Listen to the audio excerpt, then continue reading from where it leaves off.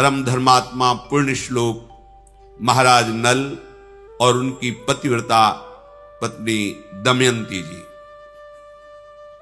कलयुग ने विचार किया हमारे राज्य में, हमारे शासन में कोई धर्मात्मा सुख प्राप्त कर सके, ये मुझे बर्दाश्त नहीं है। क्रोधावेश में आकर उसने निश्चय किया महाराज नल को मैं ऐसी विपत्ति में फंसाऊंगा कि दुख ही दुख मिले। 12 वर्ष तक वो देखता रहा, कोई भी दोष नहीं मिला जिससे महाराज नल की बुद्धि को भ्रष्ट कर सके। एक दिन चूक हो गई, राजकार्य के चिंतन में मगन होने के कारण लघु शंका किया और अपवित्र दशा में सूर्य अर्घादि तर्पण आदि किया, तो ये दोष हो गया। इसी दोष में कलयुग उनकी बुद्धि में प्रवेश कर गया। उनके जो भ्राता, छोटे भ्राता थे पुष्कर, उनके हृदय में जाकर प्रेरित किया और जुआ खेलने के लिए उन्होंने द्यूत कीड़ा के लिए ललकारा। क्षत्रिय धर्म के अनुसार ललकार सहन करना उनके स्वभाव में नहीं होता। महाराज नल और पुष्कर की द्यूत कीड़ा हुई, सब कुछ हारते चले गए, राज्य भी हार गए, अपने शरीर के आभूषण वस्त्र भी हार गए। फिर उसने कहा दमयंती को दांव पे लगा दो। उन्होंने कहा ऐसा मैं अधर्माचरण नहीं कर सकता। तो उसने कहा सैनिकों से इनको नगर के बाहर निकाल दिया जाए, राज्य में घोषणा करवा दी अगर कोई थोड़ा भी सत्कार जल भोजन देगा उसे प्राण दंड दिया जाएगा। भयानक विपत्ति। कुछ ही दिनों में चक्रवर्ती, राज्य भोगने वाला राजा गली का भिखारी बना दिया कलयुग ने। कोई पानी भी के लिए नहीं पूछ सकता, जिनके आगे सर झुकाते थे उनका कोई आदर नहीं। नगर से निष्कासित वन में जब भयानक, जहां सिंह, रीछ, भालू आदि नाना प्रकार के जीव जो पीड़ा पहुंचाने वाले हैं, वहां उन्होंने विचार किया कि हमारी पतिव्रता पत्नी मेरे कारण दुख को क्यों प्राप्त करे। संध्या का समय था, पास में एक खंडहर था उस जंगल में। वहां जाकर के उन्होंने कहा देखो ये मार्ग जाता है पहाड़ी के पीछे से सरोवर, फिर एक ऋषियों का आश्रम मिलेगा, वहां से फिर आप किसी भी नगर में जाकर के आप रह सकती हैं, क्योंकि मेरे ऊपर विपत्ति आई है, मुझे लगता है तुम्हें दुख नहीं भोगना चाहिए। उनका महाराज जो आपकी शरण में है, पतिव्रता है, उसका त्याग करना उचित नहीं है। उनका ये तो हमने आपको ऐसे बता दिया मार्ग, आप शयन कीजिए। वो बहुत ही दुखी थी क्योंकि राज्य छिन गया था और कई दिनों से भोजन भी नहीं मिला था, तो उनको नींद आ गई। महाराज नल उनको वहीं छोड़ करके आधा वस्त्र उनके शरीर का लेकर के जंगल में भटकने लगे। कैसे समय कटे। विपत्ति का समय बड़ा दुखदाई होता है। ये विपत्ति तभी आती है जब हम भगवान के भजन से विमुख होते हैं। अगर प्रभु का भजन चल रहा है तो कलयुग की गति नहीं है कि उसकी बुद्धि का स्पर्श कर सके। कलयुग की गति नहीं कि कोई बाधा डाल सके, क्योंकि नाम पहारू दिवस निशी, भगवान का नाम रात दिन पहरा देता है। कोई भी विपत्ति अमंगल भक्त को छू नहीं सकती।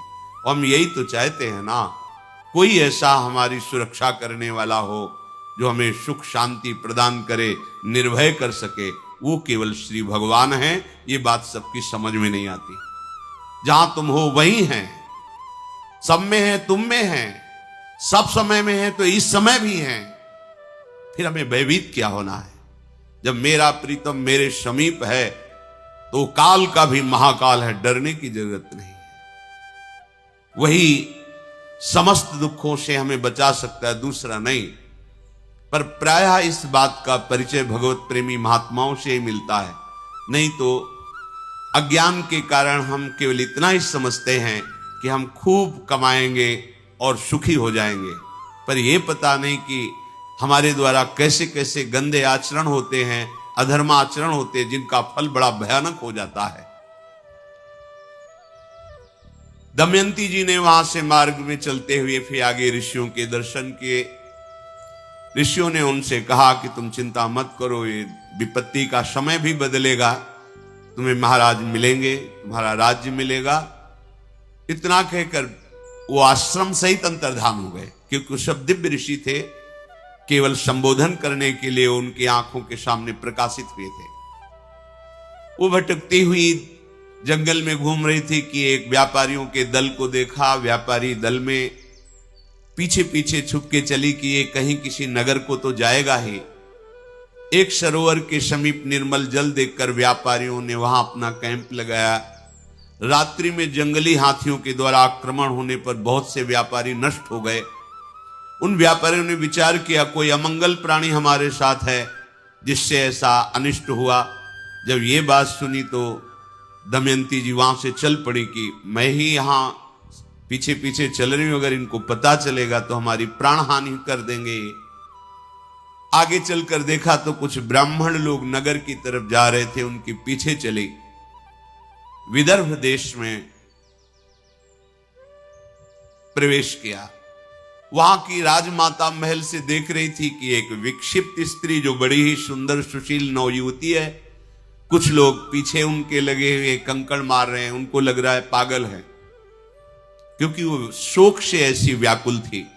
राजमाता ने कहा कि मेरा पता नहीं स्वाभाविक क्यों आकर्षण हो रहा है, इस युवती को महल में बुलाया जाए। आदर के साथ उनको जब सामने दासियों ने ला करके प्रणाम करवाया तो राजमाता ने पूछा, देखने से तुम ऐसा नहीं लगती हो कि विक्षिप्त हो या कोई विशेष परिस्थिति में फंसी हुई हो? तुम्हारा मुख कमल ऐसा अनुभव कराता है कि तुम तेजस्विनी हो और कोई देवी हो। तो उनका नहीं, महाराज नल द्यूत कीड़ा में हार चुके हैं और दमयंती सहित वन में चले गए हैं और मैं उन्हीं के महल में सुखपूर्वक निवास करती थी। ये नहीं बताया मैं दमयंती हूं, उन्हीं की सेवा में थी। अब जब वो चले गए तो मेरा कोई आश्रय नहीं बचा। अगर राजमाता आप कृपा करें मुझे आश्रय दे दें तो आपका बहुत उपकार होगा, पर मेरा नियम है, मैं एक पतिव्रता हूं, किसी के चरण नहीं धोऊंगी, किसी का जूठन नहीं खाऊंगी, किसी पुरुष से संभाषण नहीं करूंगी, केवल ब्रह्म ऋषियों से बात कर सकती हूं।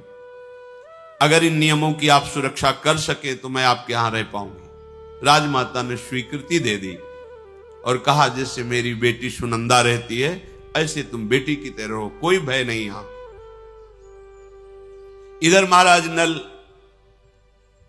बड़े ही व्याकुल होकर के कि ये विपत्ति कैसे नष्ट होगी, जंगल में भ्रमण कर रहे थे।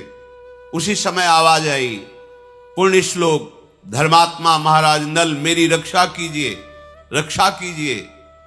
जिधर आवाज आ रही थी उधर वो दौड़ के गए तो देखा दावानल लगा हुआ है, जंगल में भीषण आग फैली हुई और कोई आग की ज्वाला के बीच में पुकार रहा है। इन्होंने देवताओं को प्रसन्न किया था तो अग्नि भगवान ने वरदान दिया था कि कभी अग्नि की दाहिका शक्ति तुम्हें जलाएगी नहीं, अर्थात ज्वाला में तुम चंदन की तरह शीतल होते हुए जा सकते हो। वरुण देवता ने आशीर्वाद दिया था, जहां तुम चाहोगे वहीं जल प्रकट हो जाएगा। बड़ी देवताओं की आराधना की थी तो अग्नि के प्रभाव से रहित उस ज्वाला में महाराज नल प्रवेश किए तो देखा बड़ा ही विशालकाय भयंकर करकोटक नाग कुंडली मारे बैठा हुआ है। नाग ने कहा, महाराज मुझे बचा लीजिए, मैं चल नहीं पा रहा हूं क्योंकि मुझे देवर्षि नारद का शाप हो गया है। मैंने उपहास कर दिया देवर्षि नारद का। संतों का उपहास करना पुण्य नाशक होता है। उस दिन से मैं जड़ की तरह यहीं पड़ा हूं। अब ये दावानल लग गया, मैं एक कदम भी नहीं चल सकता। मैंने देवर्षि से प्रार्थना की थी कि मुझे क्षमा कर दो, तो उन्होंने कहा था जब महाराज नल तुम्हें दर्शन देंगे तो उसी समय तुम हमारे शाप से मुक्त हो जाओगे। तो आप मुझे उठा करके यहां से बाहर कीजिए, मैं शाप मुक्त भी हो जाऊंगा और तुम्हारा मंगल करूंगा। मैं सबसे तेजस्वी नाग, सबसे बड़ा जहरीला, मेरा नाम करकोटक है। महाराज नल ने कहा, तुम इतने भयंकर विशाल कायो में तुम्हें कैसे उठा सकता हूं? उन्होंने कहा कि आप उठाइए, मैं आपके लिए बहुत हल्का हो जाऊंगा। गोद में उठाकर जब बाहर किया रखने लगे तो उन्होंने कहा नहीं, पहले तुम अपने कदम गिनो फिर रखो, जब मैं रोक दूं तब रुक जाना।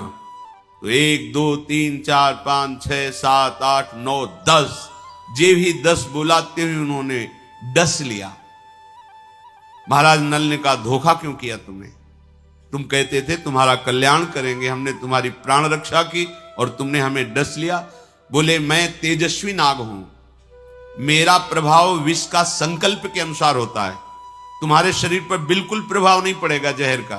तुम्हारे अंदर बैठा हुआ जो कलयुग है वो जलेगा, उसके अंग अंग में मेरा जहर जाएगा और वो बड़ी शीघ्रता से तुम्हारे शरीर का त्याग करेगा और उसके त्याग करते ही तुम्हारी बुद्धि शुद्ध हो जाएगी और सारी संपत्ति प्राप्त हो जाएगी। ये कलयुग तुम्हें महान दुख दे रहा है। पर काटने के प्रभाव से उनका शरीर काला हो गया और नाटा हो गया। तो उनका ये क्या किया, मेरा नल रूप जो था वो तो अंतर्हित हो गया। बोले तुम्हारे काम में आएगा, क्योंकि शत्रु राजा तुम्हारा नाश कर देगा, इसलिए अब तुम्हें कोई पहचान नहीं पाएगा। आज से तुम्हारा नाम बाहुक होगा, तुम अपने को बाहुक कहना।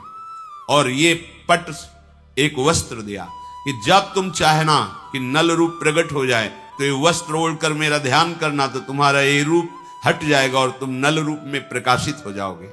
और जाओ, तुम्हारा मंगल हो।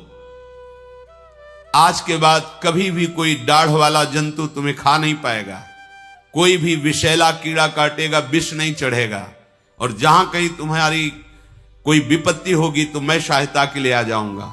ऐसा उसने वरदान दिया। महाराज नल से कहा कि तुम्हारे रक्षा के योग्य अयोध्या नरेश महाराज ऋतुपर्ण धर्मात्मा पुरुष हैं, तुम वहां जाओ, उनके समीप जाने से तुम्हारा मंगल होगा। बाहुक अर्थात महाराज नल राजा ऋतुपर्ण के समीप गए और कहा महाराज मैं समस्त कलाओं में प्रवीण हूं, विश्व में कोई अश्व विद्या का ऐसा ज्ञाता नहीं जो मेरे समान हो। तीव्रगामी रथ से यात्रा बहुत कम समय में पूर्ण कराना ये मेरे हस्त लाघव होगा, और शिल्प कला का मैं बड़ा प्रवीण हूं और राजनीति का मर्मज्ञ हूं।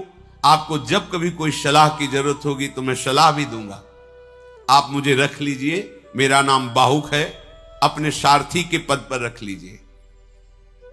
उन्होंने स्वीकार कर लिया।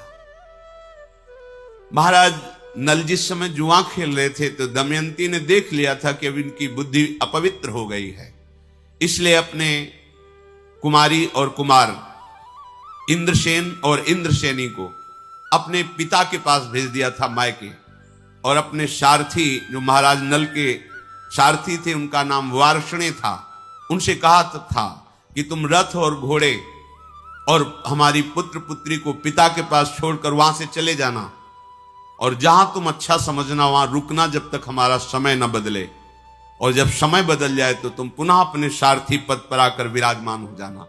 तो वो संयोग से वहां ऋतुपर्ण के यहां ही सेवा में थे। जब वार्ष्णे ने देखा कि इसकी बात और इसके गुण और इसका आभास तो मेरे महाराज नल जैसा है लेकिन रूप नहीं है, संकुचित हो गए और अपने साथ रख लिया, क्योंकि वो भी घोड़ों की ही सेवा में थे और इनको सारथी पद मिला था। इधर दमयंती जी के हृदय में बड़ी वेदना हो रही थी कि मैं तो महल में रह रही हूं लेकिन मेरे पति प्राणेश्वर पता नहीं किस विपत्ति को सह रहे हों। महाराज भीम दमयंती के पिता थे। जब कुमार कुमारी वहां छोड़े गए तो उनको पता चला परिस्थिति का, तो उन्होंने शास्त्रों ब्राह्मणों को बुलाया और दक्षिणा देकर कहा कि आप दिशाओं में जाइए और सब जगह खोज कीजिए, अगर नल दमयंती का पता आप लगा लेते हैं तो आपको कई हजार गौवें, स्वर्ण मुद्राएं और नगर ये आपकी सेवा में हम समर्पित करेंगे। ब्राह्मणों ने खोज की। एक ब्राह्मण ने यह सूचना पाई कि यहां राजमाता के यहां कोई नवीन युवती आई हुई है। अब वो कौन है ये मुझे पता नहीं। गुप्तचरों द्वारा उस ब्राह्मण ने जब ऐसा सुना तो महल में प्रवेश किया। ब्रह्म ऋषियों को महल में कोई रोक टोक नहीं होती थी, किसी भी राजा के महल में जा सकते हैं। वहां जाकर राजमाता से कहा, तुम्हारे यहां कोई नवयुवती दासी आई हुई है, हम दर्शन करना चाहते हैं। जब देखा तो बचपन से उन्हें देख रहे थे दमयंती को, क्योंकि वहीं राज दरबार के पुरोहित थे। देखते ही उन्होंने कहा, बेटा तुम अपने मस्तक को धोइए, क्योंकि मस्तक में इनके एक दिव्य चिन्ह था जो बचपन से वो पहचानते थे। जेवी धोया तो ये समझ गए दमयंती है। राजमाता से कहा, ये कोई दासी या शैलेंद्री नहीं है, ये महाराज पुण्य श्लोक नल की पत्नी महारानी दमयंती हैं, और ये भीम राजकुमारी हैं जो बड़े पराक्रम से युक्त है। ये तुम्हारा सौभाग्य है जो दमयंती जी तुम्हारे यहां सेवा में रहे।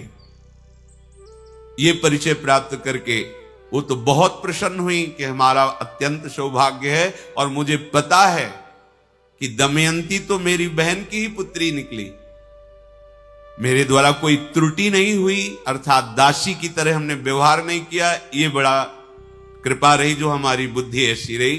अब बेटा तुम बिल्कुल निश्चिंत रहो, ये महल तुम्हारा, संपत्ति तुम्हारी।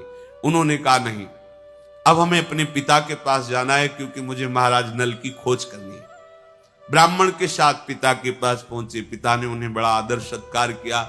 दमयंती जी ने अपनी माता के समीप जाकर अपने हृदय की बात कही और कहा कि हम चाहते हैं कि कुछ गुप्त रूप से ब्राह्मण भेजे जाएं, जिनको मैं इस श्लोक सिखाऊंगी, और हर सभा में, हर नगर में जाके इस श्लोक का गायन करें। ब्राह्मण जन जाकर सभा में या नगर की गलियों में वो इस श्लोक गाते। जब कोई उत्तर नहीं मिलता तो और नगर में चले जाते। ऐसे ही ब्राह्मण अयोध्या पहुंचे और ऋतुपर्ण की सभा में जब श्लोक गाया तो वहीं बैठे हुए बाहुक रूप में महाराज नल थे। सभा से बाहर निकले और एकांत में उस ब्राह्मण से मिले, उस श्लोक का उत्तर दिया। दमयंती ने कहा था, जो शब्द बोले जाएं वैसे ही शब्द हमारे सामने कहा जाए, मिलावट ना की जाए। संदेश वाहक को इतना चतुर होना चाहिए कि शब्दों में अपनी मिलावट नहीं होनी चाहिए, नहीं भाव बदल जाएगा। जो संदेश दिया जाए, जिन शब्दों से दिया जाए, ठीक केवल उतना ही शब्द बोलना चाहिए। अपनी मिलावट की तो फिर भाव बदल जाएगा। इसलिए ब्राह्मणों से कहा था, जैसे शब्द बोले जाएं वही बोलना आके। ब्राह्मण लोग आए और बताया दमयंती से कि राज चिन्ह तो कोई नहीं दिखाई दे रहा था। वो महाराज ऋतुपर्ण के सारथी हैं, काला शरीर है, नाटा स्वरूप है, पर उन्होंने उत्तर में आपके श्लोक का यही दिया था कि कोई भी पतिव्रता पत्नी अपने पति पर दोष नहीं करती। ऐसी परिस्थिति थी दुखद, उस दुखद परिस्थिति में तुम दुख ना भोगो, इसलिए उसने तुम्हारा त्याग किया था। देख लो, वो तुम्हारे जीने के लिए, अन्न प्राप्त करने के लिए अपने अधो वस्त्र को भी स्वर्ण पंखों से युक्त पक्षियों को पकड़ने की चेष्टा की, तो वो पंख धारण करने वाले पक्षी वो कपड़ा भी लेकर उड़ गए। ये बात केवल महाराज नल जानते थे।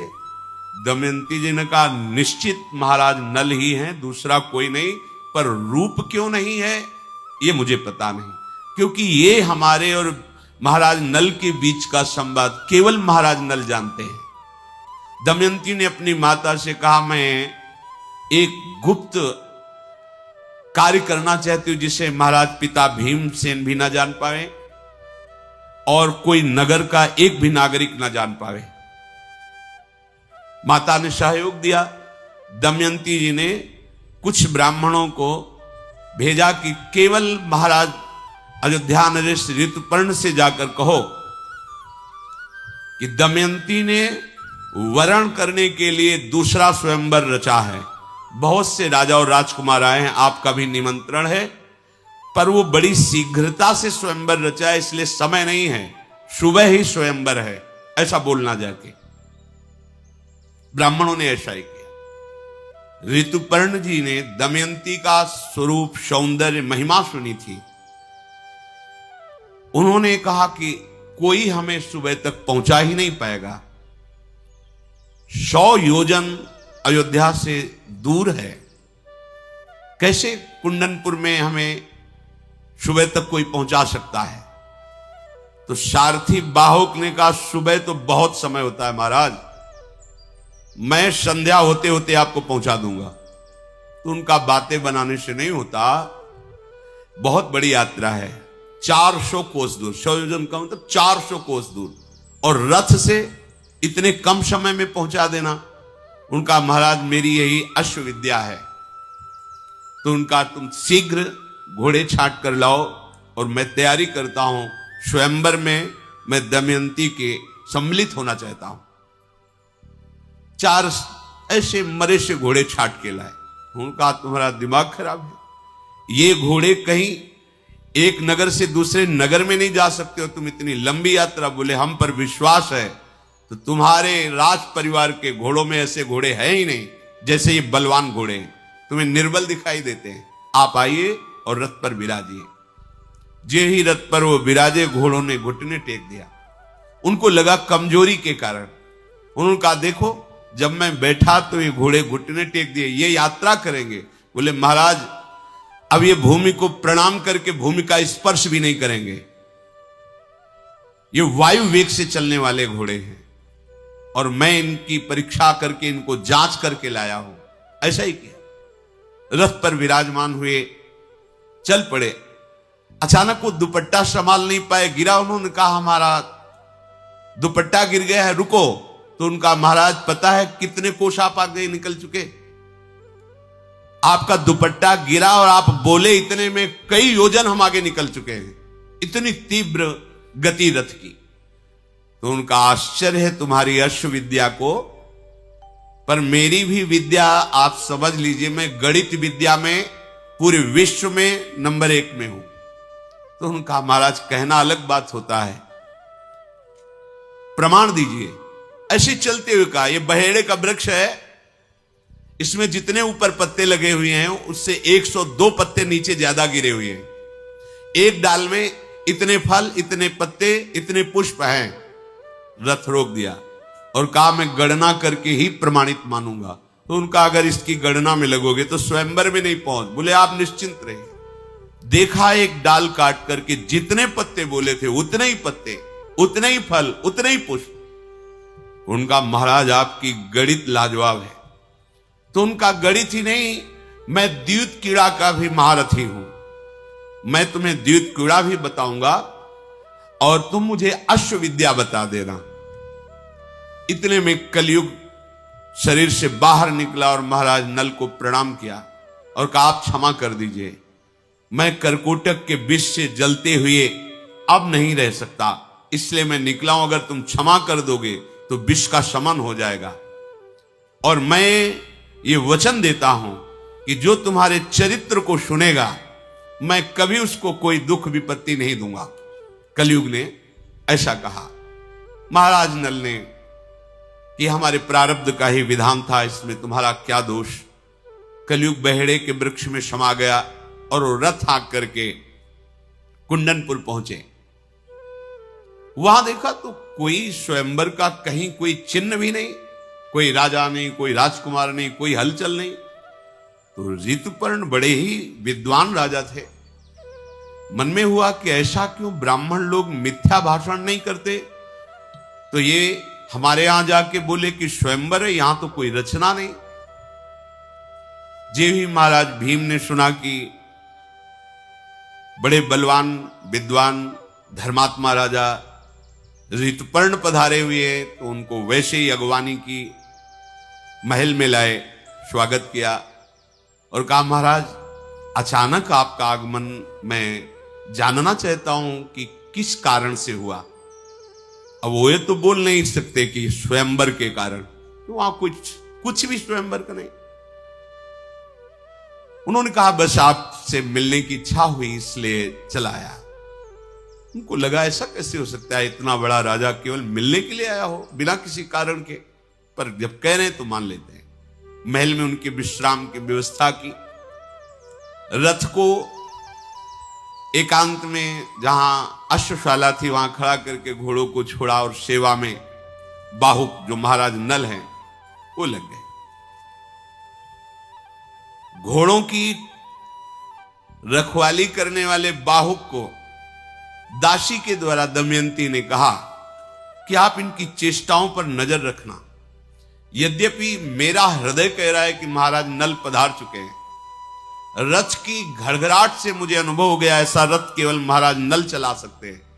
पर यहां 3 दिखाई दिए, एक महाराज ऋतुपर्ण, दूसरे वार्ष्णेय और तीसरा वो जो काला और नाटा।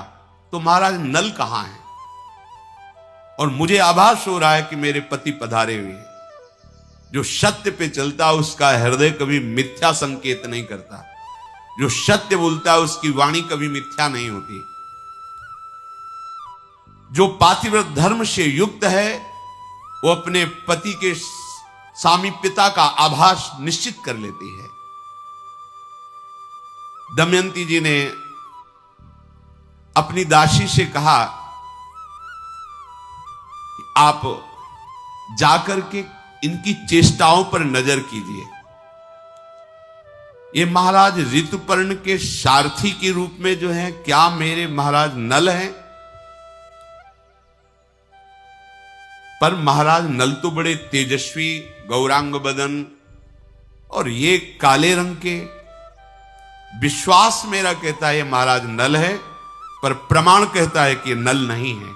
मुझे प्रमाण चाहिए।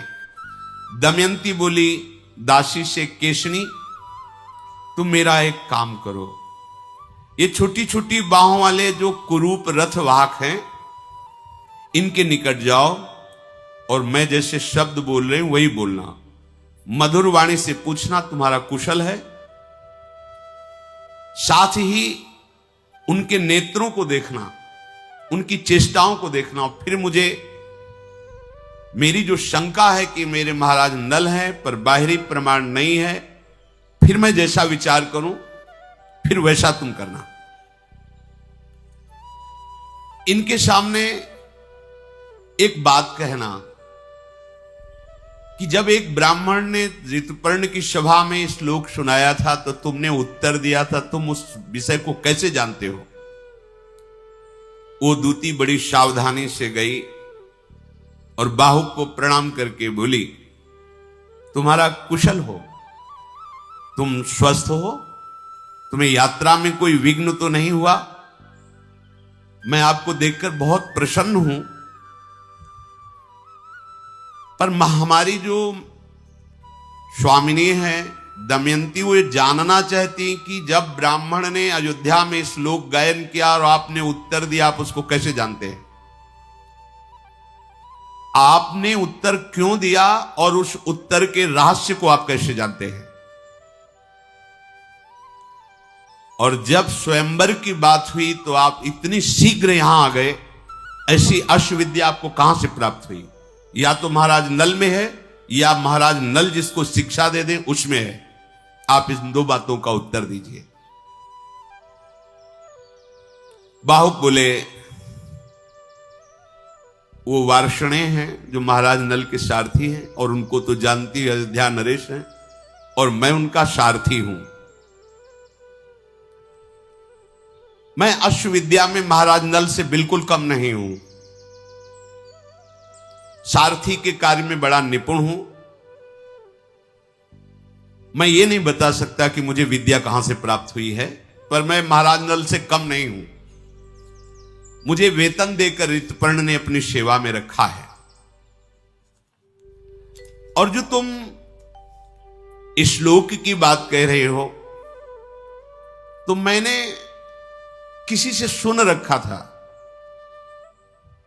इसलिए मैंने उत्तर दे दिया।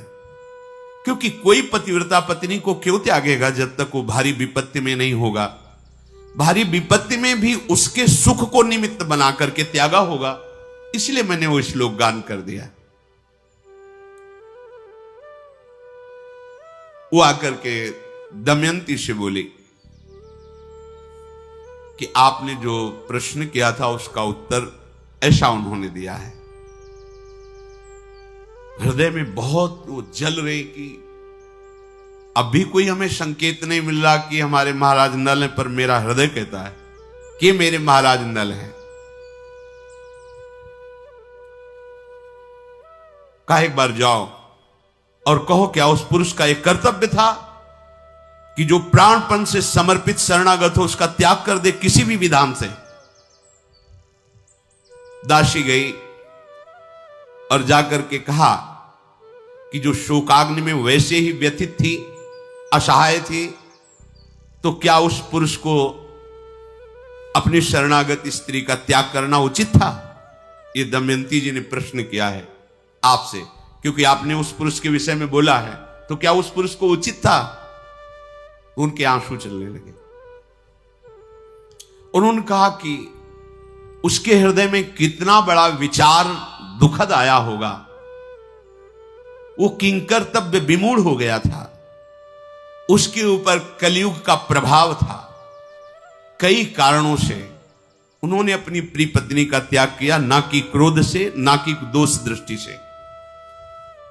जिसके वस्त्र अपहरण कर लिए गए, जिसका राज्य अपहरण कर लिया गया, जो भटक रहा है, दुखद परिस्थिति में, वो अपनी पत्नी को कैसे दुख देने की बात सोच सकता है? इस परिस्थिति में पत्नी को दुख ना मिले, इसलिए उसने त्याग किया था। दमयंती जी ने जब ये उत्तर सुना तो उनका, महाराज के सिवाय बात कोई कह नहीं सकता, फिर जाओ उसकी परीक्षा करो, अब की बार कुछ बोलना मत, बस खड़ी रहना। जब वो कोई कार्य करे तो उसके कार्य पर दृष्टि रखना।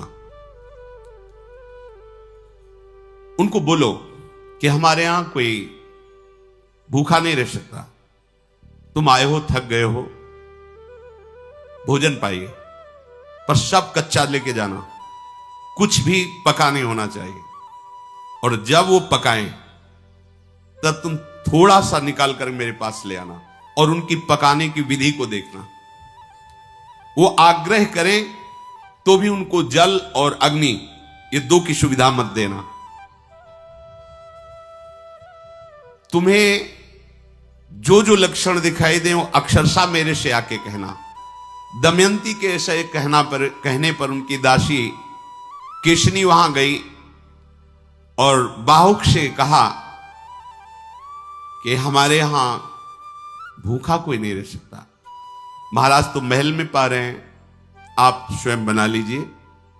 कुछ फल और कुछ रांधने की वस्तुएं जो भोजन में, वो रखी और कहा आप स्वयं अपने अनुकूल बना लीजिए, आपको कैसा अनुकूल पड़ता है वो आप अपने अनुकूल बना लीजिए।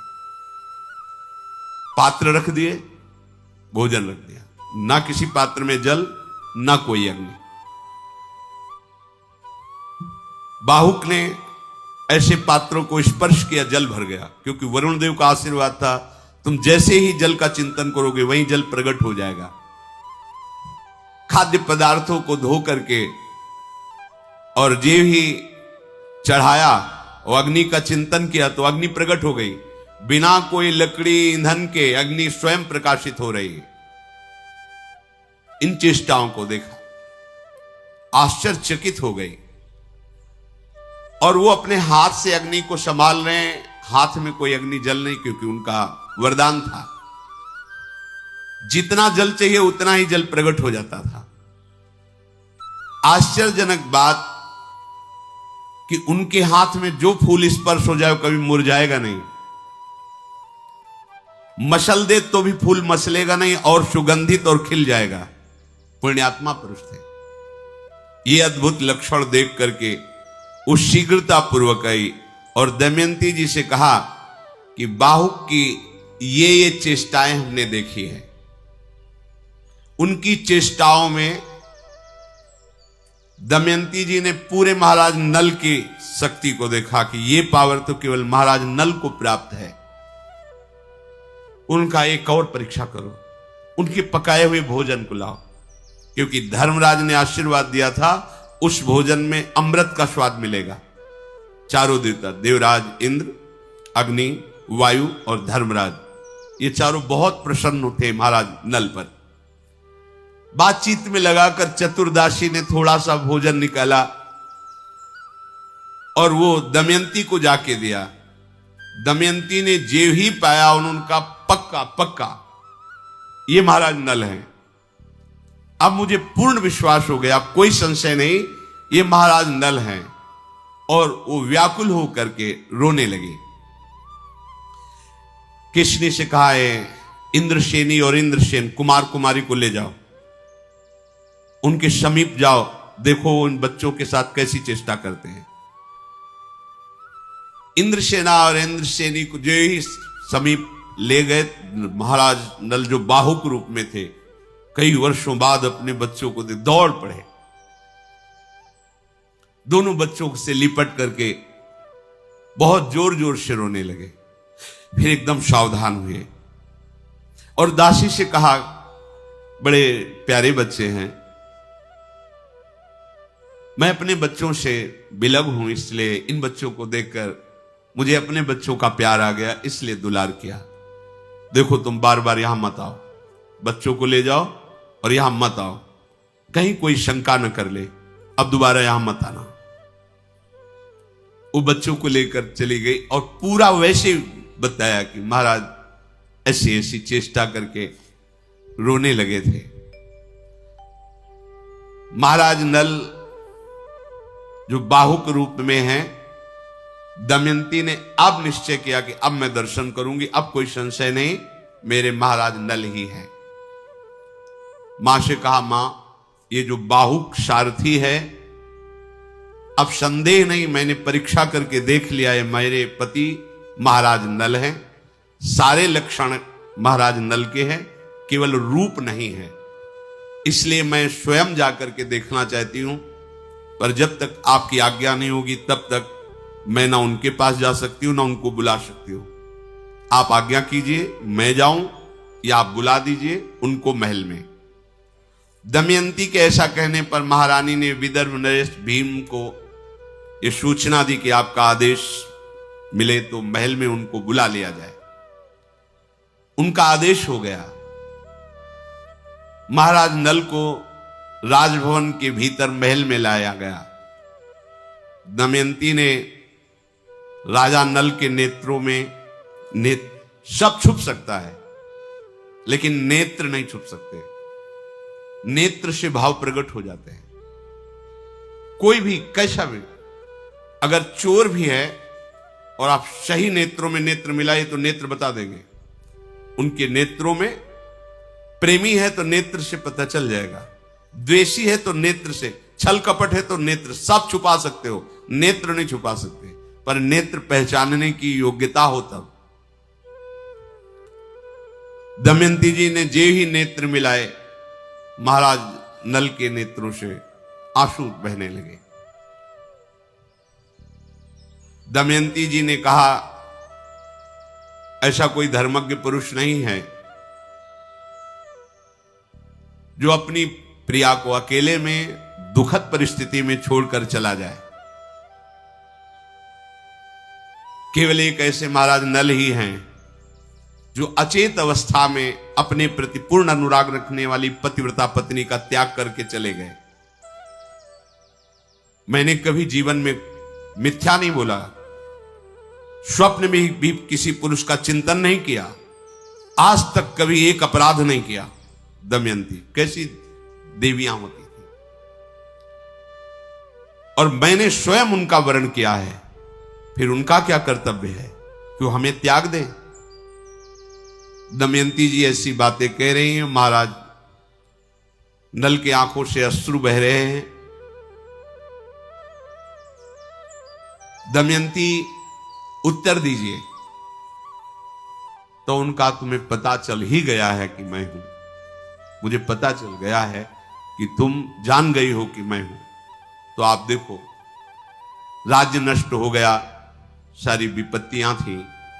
अगर उस समय कलयुग मेरी बुद्धि में बैठा था और मैं तुम्हें त्याग न देता तो पता नहीं कौन से संकट में तुम फंस जाती, इसलिए मैंने तुम्हारा त्याग किया था। मैंने धर्म से चल करके, तपस्या के द्वारा कष्ट सह करके कलयुग को परास्त कर दिया है। अब हमारे दुखों का अंत हो गया है। ये पापी कलयुग जिसकी भी बुद्धि में बैठ जाता है उसका सर्वनाश कर देता है। इसने मेरा सर्वनाश कर दिया। मैंने तो कुछ किसी का बिगाड़ा नहीं, पर ये बैठ करके हमारा ये युग धर्म का प्रभाव है। एक ही उपाय है जिससे इसके प्रवाह से आप बच सकते हो, ये बहा के ले जाएगा। कलयुग केवल नाम अधारा, सुमिर सुमिर नर उतर ही पारा। यदि नाम जप करोगे तो तुम्हें कलयुग का प्रभाव परास्त नहीं कर पाएगा। ये अपने प्रवाह में प्रवाहित, मान लीजिए बड़ी दुर्गति होती है, ये तो जीवन की बात है, मरने के बाद जो गति होती है, आप उसको ये मत समझिए कि नहीं नहीं कोई नरक नहीं, कोई गति दुर्गति नहीं होती, तुम्हारे कहने से नहीं होगा। यहां तुम अपराध करते हो तो जेल मिलती है ना, पहले तुम्हारी पिटाई होगी, फिर तुम्हारा मुकदमा चलेगा, फिर सजा सुनाई जाएगी, आजीवन कष्ट भोगोगे, एक गलती का फल आजीवन। तो जैसे कहा जाता है कि हजारों वर्ष तुम्हें नरक भोगना पड़ेगा। अब लगता है ये तो बातें केवल बना रहे हैं, तो गलती तो तुमने एक की थी, आजीवन कारावास क्यों मिला? तो सोचो, यहां एक गलती अगर साबित हो गई हिंसात्मक, व्यभिचारात्मक, तो उसका परिणाम आपको जीवन भर क्लेश भोगना पड़ता है।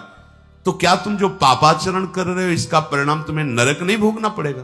तुम्हारे ना कहने से थोड़ी हो जाएगा, समझो, तुम्हारे ना कहने से हो जाएगा। अरे कोई राजकीय कानून नहीं है, जो मन आए सो करो करो। जब फंस जाओगे, प्रमाणित हो जाओगे, तो तुम्हें खुद पता चलेगा। तो सत्संग के द्वारा, शास्त्र श्रवण के द्वारा अपने लोग जान रहे हैं कि भयानक वेदना, दंड दिया जाता है नरक में अगर हम ऐसे ऐसे आचरण करेंगे। और ये आचरण करवाने में समर्थ है कलयुग, इसका प्रभाव है। बच सकते हो तो केवल भगवान नाम से। इसीलिए चीख चीख के कहते हैं कि शाप साधनों को करने की सामर्थ्य अब नहीं रह गई कि आप तपस्या करो, आप जितेंद्रिय हो करके प्राणायाम करके और समाधि भाव, न शरीरों में ताकत रहेगी, न आहार में ताकत रहेगी, न बुद्धि में ताकत रहेगी। एक बात सब कोई कर सकता है, बच्चा हो, बूढ़ा हो, कोई पढ़ा लिखा हो ना हो, जो जहां जैसे भी, राधा राधा राधा राधा। इसके लिए तुम्हें कोई ये शर्त नहीं रखी जा रही कि ऐसे हो तो राधा बोलो, नहीं, जैसे भी हो, जहां भी हो, राधा राधा राधा। तो कलयुग की क्या बात है, काल भी बाधा नहीं पहुंचा सकता, विश्वास कीजिए, काल भी बाधा नहीं पहुंचा। जहां राधा वहां कहां बाधा।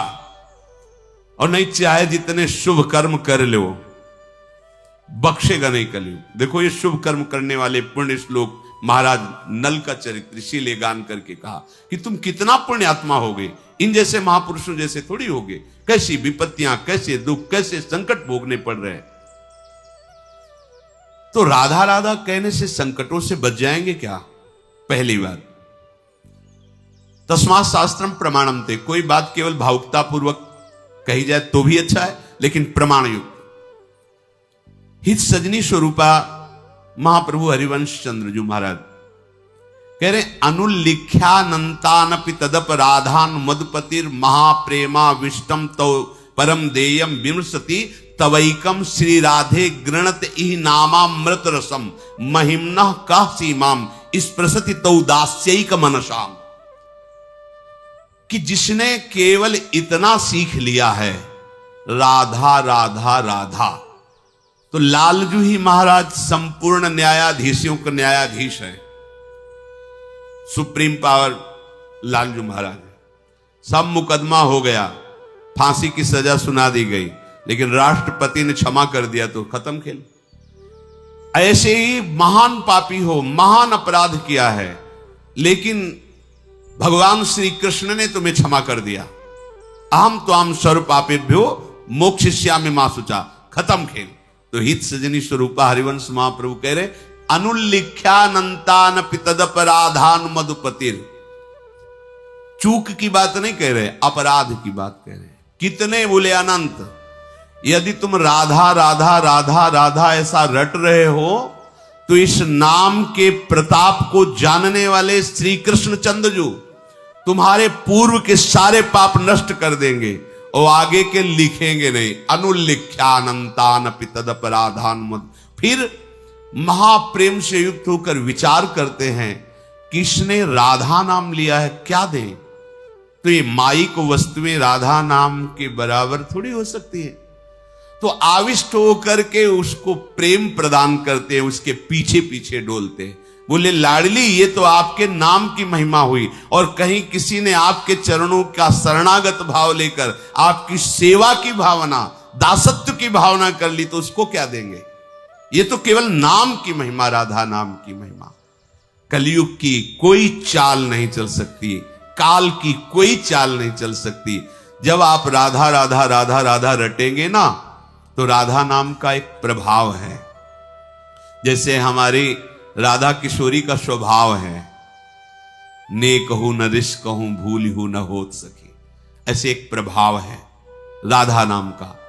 प्रगटित प्रेम प्रकाशम सकल जंतु शिशिरी कृत चित्तम गत कल तिमिर समूहम निर्मल अकलंक उदित जग चंद्रम। कलयुग की कोई भी चाल राधा नाम जापक के ऊपर नहीं प्रभाव डाल पाएगी। और प्रगटित प्रेम प्रकाशम, हृदय में प्रेम को प्रकाशित कर देगा। ऐसा ज्ञान का चंद्रमा शीतलता प्रदान करते हुए उदय होगा, कोई भी अज्ञान की आकर्षणकारी मायामयी वृत्तियां आपको परास्त नहीं कर पाएंगी। विशद चंद्र तारा तने शीतल किरण प्रकाश अमृत सींचत मम हृदय सुखमय आनंद रास। सुखमय आनंद रास सकल जन शोक हर समुझ आए शरण ते डरत ना काल डर। दियो दान तिन भय द्वंद दुख सब घटे नित नित नव नव प्रेम कर्म बंधन कटे। कटे कर्म बंधन संसारी सुख सागर पूरी तति भारी। विधि निषेध श्रृंखला छुड़ावे निज आलय बन आन बसावे। ओ आलय बन बसत संग पारस के आयस कनक समान भयम। मांगो मन मनसी दास अपनी करी पूरन काम सदा हृदयम। हो गई बात, श्री जी के पास पहुंच गए।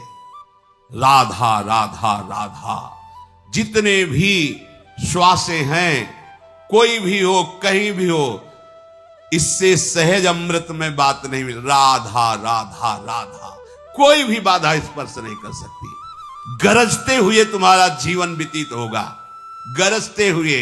हरिवंश भरोसे भय निडर और नित गरजत हरिवंश बल, ये बल प्रकट हो जाएगा तुम्हारा। हा हरि रा राधा बा वृंदावन सा सहचरी। नहीं तो अभी तो 5000 के ऊपर है कुछ वर्ष में, मतलब अभी घुटने के बल भी कलयुग नहीं चल रहा। 4,32,000 वर्ष की आयु है। जवानी में इसके क्या होगा? अभी तो बच्चा भी ऐसा बच्चा है कि अभी घुटने के बल भी सही ढंग। 4,32,000 में तो अभी 32,000 वाला भी नहीं पूरा हुआ। 4,32,000 वर्ष की आयु है, अभी तो 5,000 कुछ वर्ष हुए होंगे कलयुग को लगे हुए। थोड़ा तो लाख में पहुंचने दीजिए, फिर देखना। भाव भ्रष्टाचारा सब संसारा धर्म सुने नहीं काना। कलिकाल बिहाल किए मनुजा नहीं माने को अनुजा तनुजा। आने तो दो, ये मत सोचो कि अगला जन्म होगा तो हम भजन करके सिद्ध हो जाएंगे। बिना भजनानंदी सिद्ध महापुरुषों के आश्रय के भजन होता ही नहीं। भजन कोई छोटी मोटी बात नहीं। और कलिकाल का जैसा प्रचंड रूप बढ़ता चला जाएगा, ये सब अपने को नहीं मिलेगा। जो भगवत साधन चाहिए, ना आहार मिलेगा, ना संग मिलेगा, ना ऐसे महापुरुषों का सानिध्य, हम कैसे चल पाएंगे? अभी अवसर है, निकल चलो। ये बुद्धि को भ्रष्ट करने वाला कलयुग यहां का सम्राट है। अगर बच सकते हो तो केवल भगवान नाम से, दूसरा कोई उपाय नहीं, कोई उपाय नहीं। जगह जगह वर्णन किया गया। कृतयुगे ध्यायते विष्णुम त्रेतायाम यजतई मखई द्वापरै परिचर्यायाम कलौ तद्धरि कीर्तनात्। अन्य युगों में ध्यान की महिमा, पूजा सेवा की, यज्ञ की महिमा, लेकिन कलयुग में एक ही बात केवल बचा सकती, नाम जप। नाम, दूसरा नाम जप करो, नाम कीर्तन करो, नाम गुणगान करो। महाराज नल ने कहा दमयंती जी से कि मैंने अपने उद्योग से, तपस्या से कलयुग को परास्त कर दिया, अब हमारे दुखों का अंत ही है, ऐसा समझो। आप हमें क्षमा करना। कोई भी प्रेमी अपने प्रीतम पर क्रोध नहीं करता, उसकी चेष्टाओं में दोष दर्शन नहीं करता। अर्थात आप हम पे दोष मत देखो कि हमने तुम्हारा त्याग किया है, तुम्हारे सुख के लिए तुम्हारा त्याग किया है। ये जो तुमने पूरे देश में फैलाया कि तुम दूसरा स्वयंवर करना चाहते हो, ये बात मुझे नहीं पची। महाराज नल ने कहा क्या ऐसे पवित्र हृदय वाले को दूसरा स्वयंवर करने की बात भी सोचनी चाहिए? ये बात सुन करके दमयंती जी कांप गई और उनका तुम्हें पता होना चाहिए, ये कहीं सूचना नहीं कि मैं स्वयंवर कर रही हूं। ये केवल आपको लाने के लिए, केवल आपके महाराज ऋतुपर्ण के पास, ये ना यहां हमारे पिता को पता है, ना पूरे देश को किसी को पता है, ये केवल आपको पता है और महाराज ऋतुपर्ण को, क्योंकि ऋतुपर्ण आएंगे तो आप आएंगे, इसलिए मैंने ये बात कही थी। वस्तुतः यहाँ कोई स्वयंवर नहीं, किसी को सूचना नहीं गई है। ये योजना केवल आपके दर्शन के लिए हमने की थी कि आपको हम कैसे ढूंढ निकालें। मैं अच्छी तरह जानती हूं कि इस जगत में पातिव्रत धर्म का पालन कैसे किया जाता है। अगर आपको थोड़ा भी संशय हो तो जिन देवताओं की आपने आराधना की वही देवता मेरे भी हैं। मैं उन देवताओं से प्रार्थना करती हूं, मैं सत्य हूं, पवित्र हूं, मन वचन कर्म से कभी किसी पुरुष का भी चिंतन नहीं किया, तो प्रकट होकर साक्षी दे कि मैं पवित्र हूं। जे ही ऐसा कहा तो त्रिलोकी में विशेष शक्तिशाली 3 देवता, वायु देवता, सूर्य देवता, चंद्र देवता प्रकाशित हुए और उन्होंने कहा कि एक एक शब्द परम पवित्र है दमयंती का, कहीं इनके मन में, वचन में, कर्म में, तीनों में अन्य भाव नहीं। उत्तम के बस असमन माही, सपन हुआन पुरुष। कैसी मर्यादा, कैसे सतित्व, कैसा पातिव्रत धर्म। इसीलिए सारी सिद्धियां प्राप्त हो जाती हैं। जो एक यति को गति होती वही एक सती की होती है। एक महात्मा कश्यप नाम के थे, वो तपस्या कर रहे थे, तो एक वृक्ष के नीचे बैठे ध्यानस्थ थे, तो एक बगुली ऊपर से बीट कर दिया तो उनके माथे पे गिरा। वो बड़ी गुस्सा आई, ऐसे देखा वो बगुली भस्म हो गई, गिरी और जल गई। वो लगा पावर आ गया हम में, उठे और चल पड़े। ये पावर नहीं संतों का, नहीं, कोई भूल ना करे। पावर यह है कि हमको सभा के बीच में मारा, अपमानित किया, और हम हृदय से प्रभु से प्रार्थना करके उसको परम पद पहुंचाएं। यह हमारा सामान, यह हमारा तपस्या है, यह हमारा बल है, यही हमारा विषय है। हमारा विषय नहीं कि कोई हमारे प्रतिकूल हो जाए तो उसका मंगल हो जाए, नहीं। अगर कोई हमें गाली देता है, हमारा अपमान करता है, हमारी निंदा करता है, तो हमारी साधुता इसी बात की है कि उसका मंगल हो, उसका कभी अमंगल ना हो। यह नहीं कि उसको भस्म कर दिया, उसको दंड दे दिया, या अपने तपोबल से विघ्न डालकर उसके जीवन को मिटिया मेट कर दिया। ये राक्षसी भाव संतों में नहीं होता, कभी नहीं। देखो ठाकुर हरिदास जी को मार कोड़े खून से लत कर रहे हैं, 22 बाजारों में कोड़े मार मार करके जान से मारने की चेष्टा कर रहे हैं। बोले हरि बोल करता है। मुस्कुरा कर देखा, बोले अब तुम्हारा कल्याण हो जाएगा। तुमने 2 बार हरि बोला ना, अब देखो अभी तक उनको अपनी चिंता नहीं, चिंता है कि इन जल्लादों का कल्याण के। हरि बोल बोला। ईसा मसीह जी को क्रूस पे टांगा गया, अश्रुधारा चली। निज जनों ने पूछा, प्रभु क्या आपको बहुत पीड़ा हो रही? तो उनका हां, हृदय में। इस शरीर के लिए नहीं, मैं इनके लिए ईश्वर से प्रार्थना कर रहा हूं कि जिन्होंने मुझे क्रूस पर टांगा है, इनको क्षमा करना, इनकी बुद्धि शुद्ध करना, इनको सदैव सुख प्रदान करना। प्रभु ये आपके बच्चे अज्ञानी हैं, इनको कभी दंड ना देना। यह है महात्मा का स्वरूप, यह है महात्मा के स्वरूप। थोड़ी की बगुली ने हग दिया, उसे भस्म कर दिया। मानते हैं तपस्या में बल है, पर तपस्या अबोध प्राणियों की हिंसा करने के लिए है क्या? अब वो अहंकार से उठे और एक घर में भिक्षा के लिए गए, आवाज लगाई, भिक्षाम दे। तो घर से एक बहू निकली, उसने कहा महाराज कुछ क्षण रुकिए, अभी अभी आपकी व्यवस्था करते हैं भिक्षा की। और दूसरे दरवाजे से उनके पतिदेव पधारे, तत्काल वो भूल गए। पतिदेव का आगमन होते ही उनकी परिचर्या में रह गए। जब उनको जल पिला लिया तब कहा, आपके घर के द्वार पर भिक्षावृत्ति के लिए कोई भिक्षुक महात्मा खड़े हैं, आपकी आज्ञा हो तो उनको भिक्षा दे आए। उनका अवश्य अवश्य, अगर आप पहले बता देती तो आप पहले ही चली जाती। उनका नहीं, हमारा पहला कर्तव्य है आपकी सेवा करना। वो आपके भवन में आए, इसलिए आपसे आदेश की आवश्यकता है।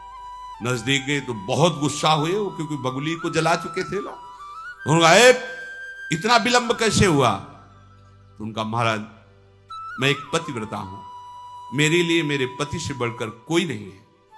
अगर आपको भिक्षा देने आई तो उनके भवन में आप आए, इसलिए मेरा आपके प्रति आदर भाव पति के भवन में आने के कारण, और मेरे पति पधारे तो मैं उनके स्वागत में उनको बैठाया, जल पिलाया, फिर आदेश लेकर। तो मुझे जानती नहीं हो? तो जानती हूं, वो पेड़ की बगुली मत समझ लेना। उस देवी ने कहा वो पेड़ की बगुली मत समझ लेना कि तुम गुस्सा से देखोगे भस्म हो जाओ। अभी तुम बच्चे हो, अभी तुम्हें पता ही नहीं तपस्या किसे कहते, धर्म किसे कहते हैं। एक अबोध प्राणी को भस्म करके तुम अपने को सिद्ध समझ। होश उड़ गए उनके, क्योंकि वहां कोई था नहीं। अब तो घबरा गए, हाथ जोड़ा और कहा देवी तुम तो एक घर की बहू हो, श्रृंगार की हुई, ना कोई तपस्या, ना तुम कैसे जानती हो? बोले मुझे तीनों कालों का ज्ञान है, केवल अपने पति की आराधना करने पर। मैं अपने पति को भगवान मानती हूं, मन वचन कर्म से उनकी सेवा में रहती हूं, कभी मिथ्या छल कपट नहीं करती, इसलिए मुझे पूरा तीनों काल का ज्ञान है। क्या हुआ है, क्या हो रहा है, क्या होगा, तीनों का ज्ञान है। अभी तुम अबोध हो, तुम्हें ज्ञान की आवश्यकता है। कहां जाऊं? बोले जाओ, एक व्याध है, उन व्याध के पास जाओ, वो तुम्हें बताएंगे कि ज्ञान किसे कहते हैं। व्याध हमें ज्ञान देगा? ब्रह्म ऋषि वो। बोले जाओ तो तुम। वहां गए तो शुरू था, कितने किलो चाहिए? बोले आधा किलो। बोले ये ज्ञान देगा? और चलने लगे तो उनका सुनो सुनो महाराज, वो पतिव्रता ने भेजा है ना, थोड़ी देर रुको, गाहक निपटा ले, फिर आपसे बात करते हैं। बिना फोन का बोले बताओ, हम तो यहाँ त्रिकाल स्नान करते हैं, प्राणायाम, संध्या, गायत्री, तप, और ये मांस वेशा इसको पता है। जब तो बोले मुझे बड़ा आश्चर्य हो रहा, आपको कैसे सिद्धि प्राप्त हुई? बोले मैं अपने माता पिता को भगवान मानता हूं, आठों पहर उनकी सेवा करता हूं, व्याध कुल में जन्मा हूं, इसलिए कुल का कर्म करता हूं, कोई हिंसा नहीं करता हूं, कोई झूठ छल कपट नहीं करता हूं। घर ले गए तो सिंहासन में बूढ़े माता पिता थे, साष्टांग प्रणाम किया और दिखाया कि मैं आठों पैर जैसे भगवान की सेवा की जाती है, अपने माता पिता की सेवा करता हूं, इनको मैं अपना भगवान मानता हूं, इसलिए मुझे तीनों काल का ज्ञान प्राप्त हो गया। जैसे पुंडरीक जी अपने माता पिता को भगवान मान, तो विठ्ठल भगवान उनके दर्शन देने के लिए आए थे। अगर हम अपने धर्म से युक्त हैं तो धर्म का बड़ा प्रताप होता है। दमयंती जी ने कहा मेरी पवित्रता को प्रमाणित करने के लिए तीनों देवता प्रकाशित हो गए, सूर्य, चंद्र, वायु, महाबली वायु, और कहा मैं प्रमाण देता हूं, साक्षी हूं। क्योंकि सूर्य चंद्र क्यों प्रकट हुए? रात्रि में भगवान चंद्र की साक्षी रहते, दिन में भगवान सूर्य, और दिन रात्रि दोनों के साक्षी वायु देवता होते हैं। वायु के बिना जी नहीं सकता कोई, इसलिए प्रधान तीन देवता प्रकट हुए और कहा आज तक मन वचन कर्म से दमयंती जी ने कभी किसी और का चिंतन ही नहीं किया। अंतरिक्ष लोक में वायु देवता, चंद्र देवता और सूर्य देवता ने कहा कि दमयंती पूर्ण निष्पाप है, जीवन में कभी पापाचरण नहीं। कैसे महाभागवत जन है। तुम्हारी प्राप्ति के लिए दमयंती आज भी देखो, जो वस्त्र तुमने काटा था आधा ले गए थे वही ओढ़े हुए हैं। जल से केवल पवित्र हो जाती थी, कभी उट्टन लगा के स्नान नहीं किया, कभी श्रृंगार नहीं किया, कभी आभूषण धारण नहीं किए। दमयंती परम पवित्र है, आप बिना किसी प्रश्न के इनको स्वीकार करें। दमयंती जी को महाराज नल ने हृदय से लगाया और कहा कि अब तुम बाहु के हृदय से नहीं लगी हो। देखो करकोटक नाग का स्मरण करके जे ही वस्त्र रखा उन्होंने दिया था तो वो नल रूप से प्रकाशित हो गए। नल रूप जे ही प्रकाशित होया, दमयंती जी ने बहुत प्रसन्न होकर के अपने पिता माता से कहा आज हमारे मनोरथ सफल हो गए हैं। जैसे चंद्रोदय होने पर शीतलता छा जाती है, ऐसे पूरे नगर में उत्सव मनाया गया। दमयंती के माता पिता ने बड़ी सेवा की दोनों की, इसलिए फिर उन्होंने अनुमति मांगी कि अब मुझे अपने राज्य जाना है। राजा नल ने विनीत भाव से ससुर को प्रणाम करके कहा कि आपकी बड़ी कृपा रही, अब आप मुझे आशीष दीजिए, मैं अपने राज्य को जा रहा हूं। जो विपत्ति में सहयोग करे वही रिश्तेदार, वही मित्र, पर प्राय ऐसा कम होता है। विपत्ति में लोग मुख फेर लेते हैं।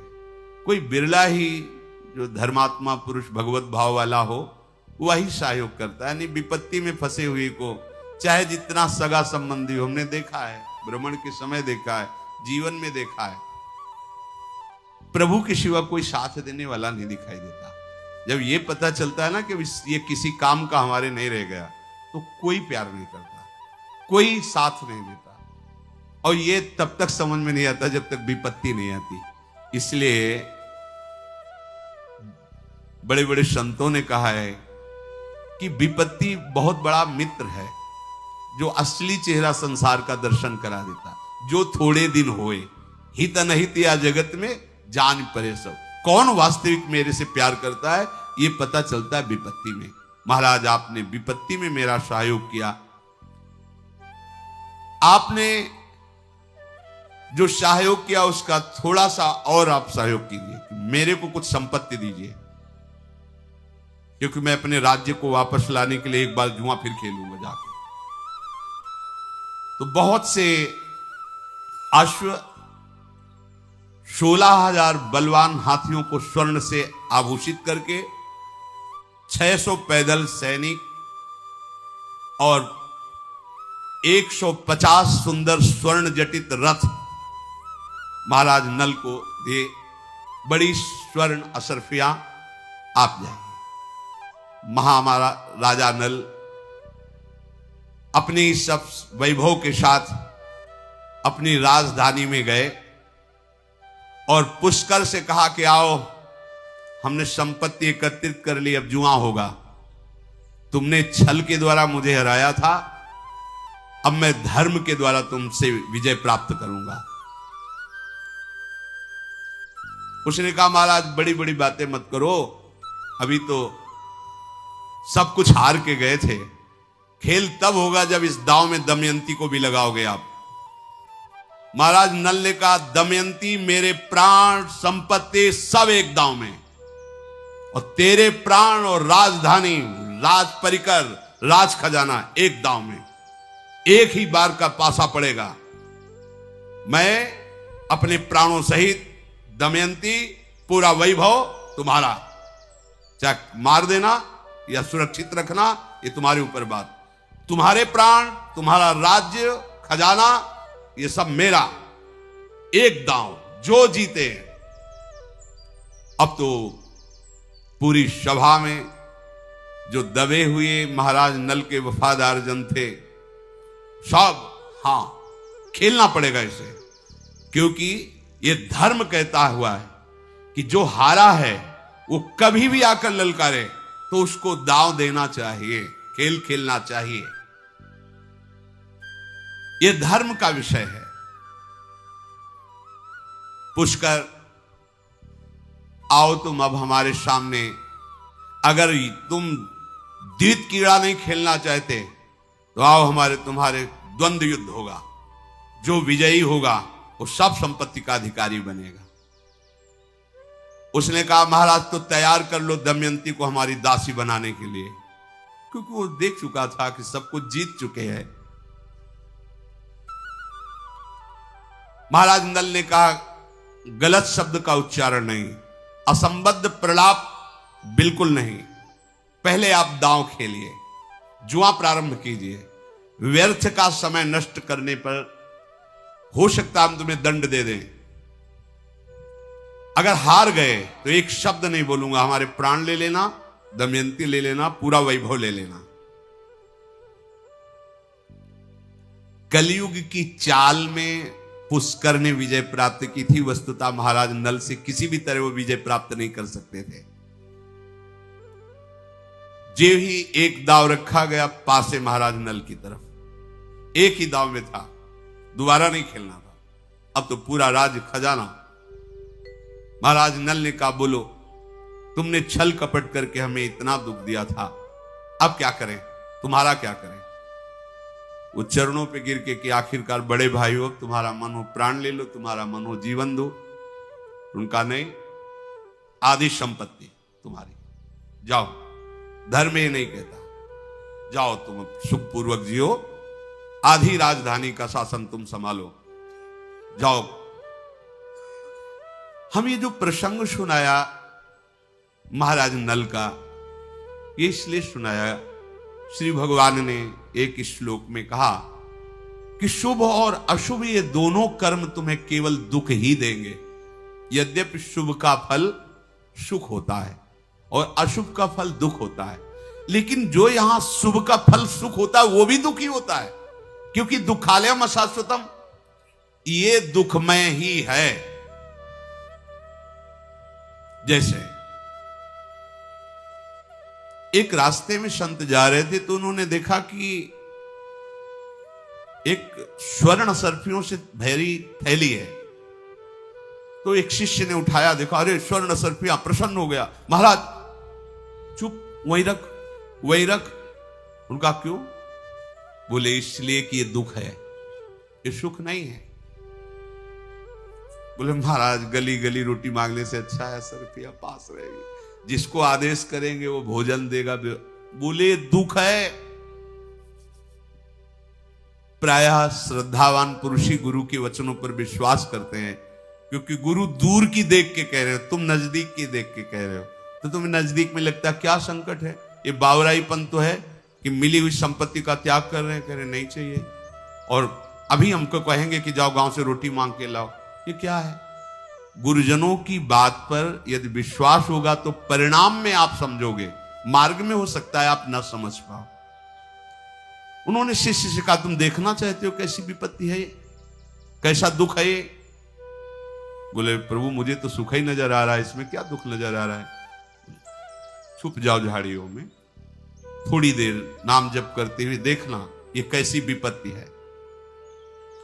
4 घोड़सवार निकले वहां से, उन्होंने देखा थैली, उतरे, अरे उसमें स्वर्ण सर्पिया है। बोले यार तो फिर तो आनंद आ गया, अब हम यहीं रुकते हैं, आज यहीं खान पान होगा। सुनो तुम जाओ बाजार और अच्छे अच्छे पदार्थ लाओ, कुछ पेय पदार्थ लाओ, खाया पिया जाए, फिर यहां से चलेंगे। बोले 2 लोग रुको, 2 लोग जाओ, 2-3 सर्पियां उससे लेंगे, ढेर सारी सर्पियां, 2 लोग, उनके पास अस्त्र शस्त्र भी थे। वो गए लेने, दोनों ने विचार किया ये 4 हिस्से लगेंगे, अगर 2 लगे तो कैसा रहेगा? बोले बढ़िया, वो ऐसा करते हैं जहर मिला देते, उनके भोजन हम लोग पा लेते, कह देंगे हम लोग तो पाया है, आपके लिए लाए हैं, दोनों में जहर मिला देते हो, दोनों पाएंगे, मरेंगे, आधा आधा हो जाएगा। बोले पक्का। ऐसा ही किया, उसमें हलाल जहर मिला दी। इधर दोनों बोल रहे कि अगर 2 हिस्से लगे तो कैसा रहेगा? बोले बढ़िया रहे। बोले आते ही शूट कर देना, वो कर देंगे। ठीक, वो भोजन में 2 के लिए जहर मिला के ला रहे मारने के लिए, और इन दोनों ने आते ही दोनों को गोली ठोक दी। दोनों उधर मर गए, नजदीक गए, बोले अभी तो मरी गए हैं, भोजन पा लेते हैं फिर आराम से चलते हैं। बढ़िया पेय पदार्थ और भोजन पाया, दोनों वहां मर गए। गुरु ने कहा देखा, चारों मर गए।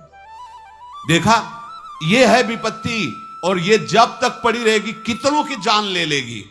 ऐसे ही हम लोग जिसे सुख समझते हैं वही हमारी दुर्गति का कारण बना हुआ है, क्योंकि भगवान ने इसका नाम दुखालयम रखा है, तो सुख कैसे हो सकता है?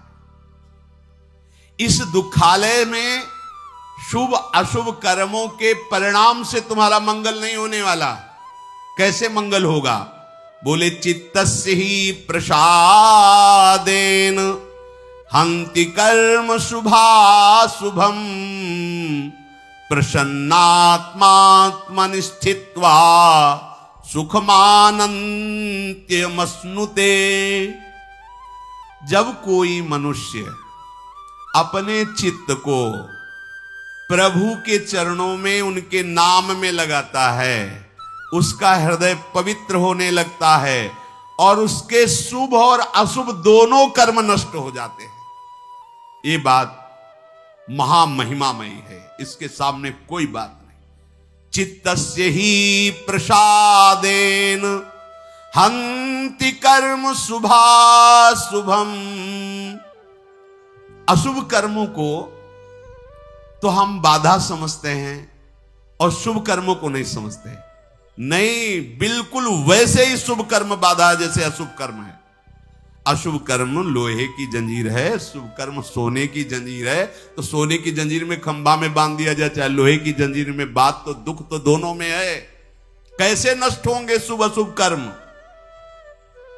जिसका चित्त प्रभु से जुड़ गया है तो प्रसादेन हृदय में प्रसन्नता जागृत होती, पवित्रता जागृत होती है। और भगवत भजन हंति कर्म शुभाशुभम, शुभ अशुभ कर्म का नाश कर देता है। ये बात पकड़ो भाई। आप जहां भी जाते हैं, जहां भी किसी संत महात्मा के पास, किसी तीर्थ में, किसी भगवत विग्रह के दर्शन हेतु, या कहीं किसी डॉक्टर या किसी झाड़ फूक, कहीं भी एक ही उद्देश्य होता है, दुख की निवृत्ति हो जाए।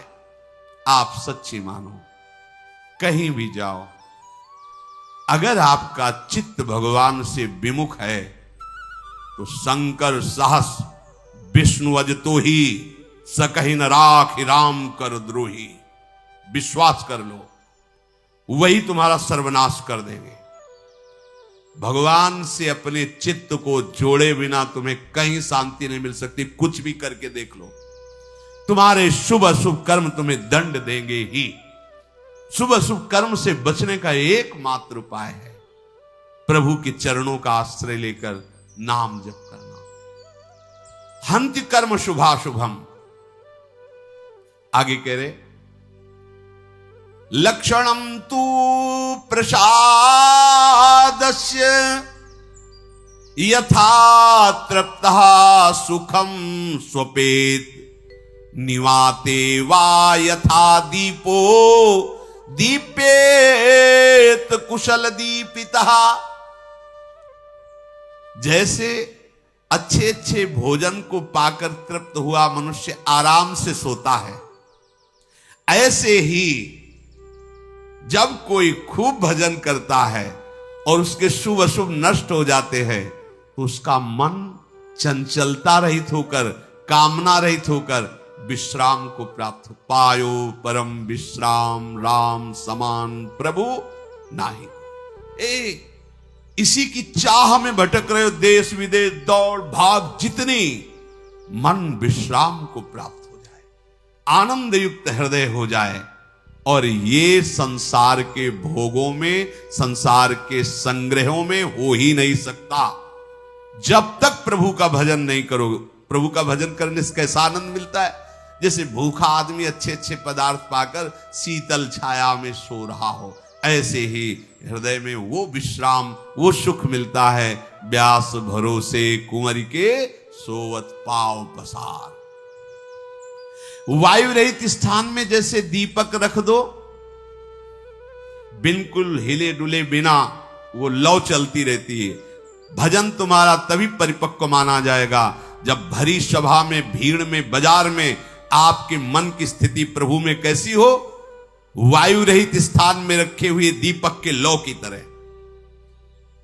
भजन की पूर्णता किसमें यहां बता रहे, जब आपके मना स्थिति हो, जैसे वायु स्थान में दीपक रखा है, बिल्कुल एक तार लो जल रही, ऐसे एकदम अखंड तेल धारावत भगवत चिंतन चल रहा है। चाहे सभा में हो, चाहे एकांत में हो, चाहे बाजार में हो, चाहे निर्जन में हो।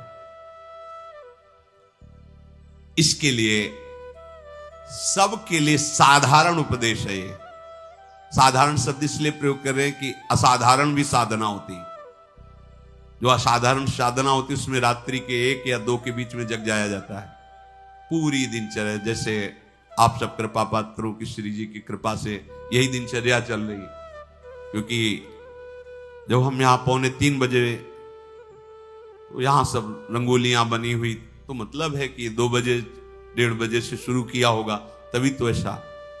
लेकिन साधारण दिनचर्या प्रत्येक प्राणी के लिए कह रहे हैं। अगर आप आनंद चाहते हो तो पूर्व रात्रे परेचयु युंजाना सततम मनः। 8 पहर होते हैं,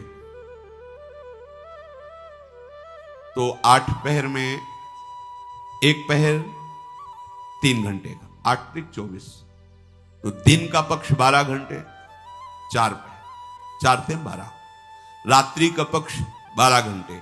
उसमें कह रहे हैं कि 3 घंटे रात्रि लगने पर और 3 घंटे रात्रि जाने पर केवल भजन करना चाहिए।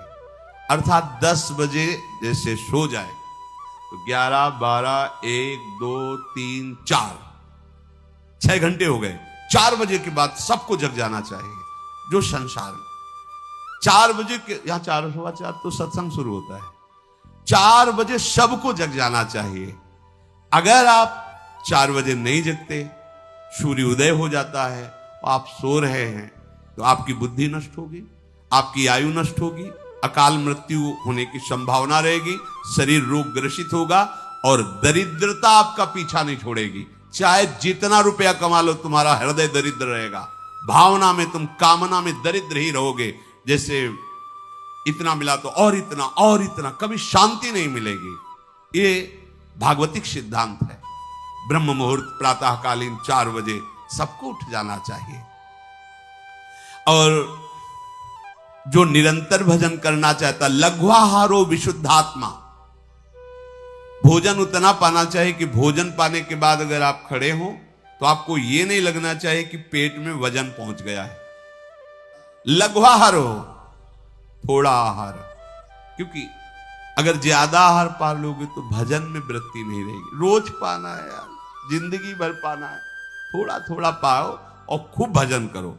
जिसका भोजन नीरस, शब्द याद कर लो, उसका भजन सरस, और जिसका भोजन सरस उसका भजन नीरस। ये महापुरुषों के वाक्य है, आप खुद अनुभव करके देख लेना।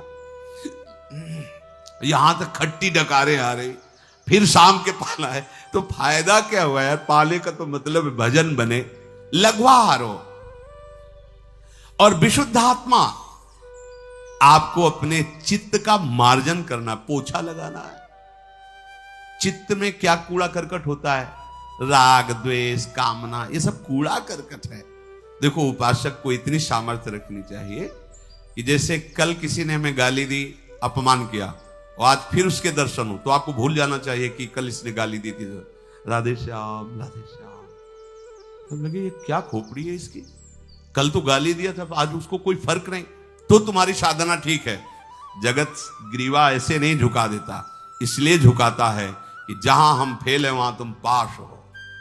ये बात, संत का स्वभाव, साधक की महिमा इस बात में नहीं कि अपने तप का प्रयोग, अपनी पवित्रता का प्रयोग दूसरों को दुख देने के लिए करे। जैसे प्यार भरी मां अपने बच्चे को कभी कष्ट दे ही नहीं सकती, ऐसे साधुते होए न कारज हानि। बच्चा भले गुस्सा में आके मां के बाल नोचे और मां को पीटने की भी कोशिश करे, पर मां के दिल से अगर यंत्र लगा के देखो तो उस बच्चे को उस समय भी आशीर्वाद ही दे रही होगी। भगवान तुम्हारा मंगल करे। ऐसी अनंत माताओं जैसा प्यार गुरुदेव संतों के हृदय में होता है। देखो ना कैसे कैसी पीड़ाएं दी गई संतों को, पर उन्होंने यही मनाया तुम्हारा मंगल हो। तो आप अपने जीवन को सुखद बनाने के लिए और जीवन के परिणाम को महासुखद बनाने के लिए भगवान श्री हरि के चरणों का आश्रय लेकर निरंतर भजन करने का अभ्यास करें। भगवान मंगल भवन है, सबका मंगल करेंगे, सबके दुखों को मिटाएंगे, सबके संकटों को मिटाएंगे।